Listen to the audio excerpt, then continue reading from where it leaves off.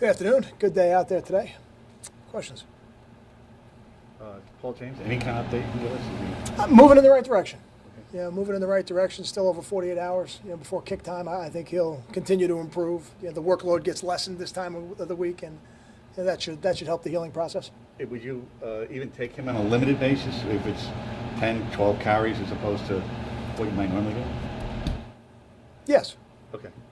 So if you had to limit him and manage him because he's hurting a little bit. I don't know if you manage it so much as you let him go with the understanding that you don't know if he'll have the stamina maybe that he would normally have. South Florida dismissed two of its defensive backs this week. Is it something you're aware of and something you can work into the game plan at all? Maybe a younger secondary. It is something we're aware of. We see it. We get those notifications, and the thing that you're certainly always going to create your game plan with matchups in mind. But I think one of the things that they have on their defense is a very strong defensive front, and if you go in with a game plan where you're going to stand back there and hold on to the ball, they're going to get to you. So certainly we're going to try and take advantage of any matchup that we want to take advantage of in the game. With the offensive line this week, what's kind of the thought process in mixing and matching? We'll try and the team at guard, still looking for the right combination? No, I don't know if the combinations will change. I think just trying to create some more depth. We don't have a lot of experience available to us when you get past those first five guys. Right now, the team is getting closer to being 100%. I think if he continues on the road he's on, he gives us an opportunity to play really good football. He's done that for us in the past, and we got to utilize him. And I don't know if just removing somebody who's been playing is the right answer, but I think having a role in this game will be important, and certainly as the next center in the game, that's as critical a job as any. Any thoughts on the likeness of the bobblehead? Well, I appreciate the fact that they appear to have leaned it up a little bit for me, so that's always nicely done. I mean, facially, does it look like it? We haven't seen it. You know what? I don't know. I've seen the pictures, and I don't know if I think they've done a great job with it. Let me say that.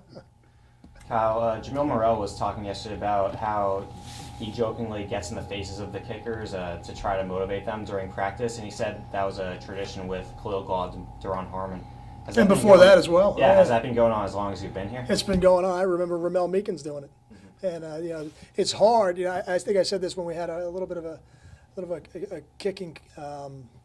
We had a little bit more depth chart issues, I guess, at kicker in the past. I said, it's hard to create the game day environment in practice for that position. It's really hard.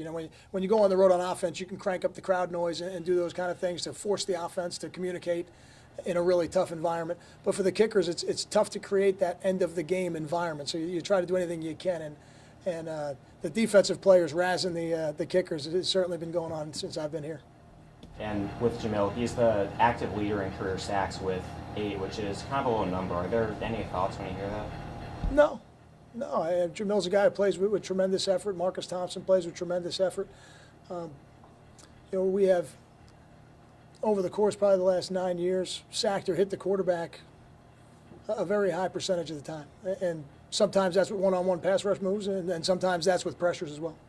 We asked you Monday if you expected to see a big jump in Chase, like a week 1 to week 2 kind of jump in Chase. Now that at the end of the week, did you see Chase make improvements? I don't know if you ever see a big jump, but I think you see improvement, noticeable improvement, and I've seen that. I think Chase has made good decisions this week. I think his trajectory has moved in the right direction, but now he's going to be forced to do it against a talented defense. And they'll have some new guys in their secondary, but I know those first 2 levels are pretty accomplished players.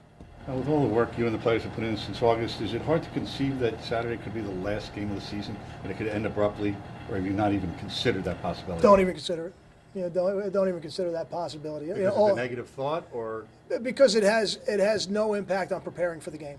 Okay. Everything we're doing is in preparation of doing the best job we can to be 1-0 Saturday night, and anything else aside from that or outside of that, it has to be pushed to the side. Because usually I know you plan for everything, and you're going to have to plan for the next day. So either you're going to plan for practice or you're not.